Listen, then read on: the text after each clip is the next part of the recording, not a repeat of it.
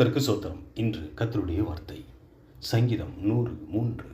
கர்த்தரே தேவனென்று அறியுங்கள், நாம் அல்ல, அவரே நம்மை உண்டாக்கினார், நாம் அவர் ஜனங்களும் அவர் மேய்ச்சலின் ஆடுகளுமாயிருக்கிறோம். கர்த்தருக்கு பிரியமானவர்களே, இன்று கர்த்தர் நம்மோடு கூட பேசுகிற வார்த்தை, நான் உங்களுக்குள்ளாக உங்கள் வாழ்க்கைக்குள்ளாக ஒரு மேய்ப்பராக இருப்பேன் என்று கர்த்தர் என்று சொல்லுகிறார். கர்த்தருக்கு பிரியமானவர்களே, ஒரு மேய்ப்பன் தன் ஆடுகளை பசுமையான புல்வெளியில் நல்ல தண்ணீர்கள் அண்டில் கொண்டு போய் விட்டு அதை பசியை ஆற்றி எந்த ஒரு சேதமும் தீங்கும் அதுக்கு வராதபடி அதை பாதுகாத்து வழிநடத்துவார். கர்த்தருக்கு பிரியமானவர்களே, இன்று நமக்கும் அப்படியே தேவன் செய்வார். சங்கீதம் 23:1-2 வாசிப்புமானால், கர்த்தர் என் மேய்ப்பராக இருக்கிறார், நான் தாழ்ச்சி அடையேன்.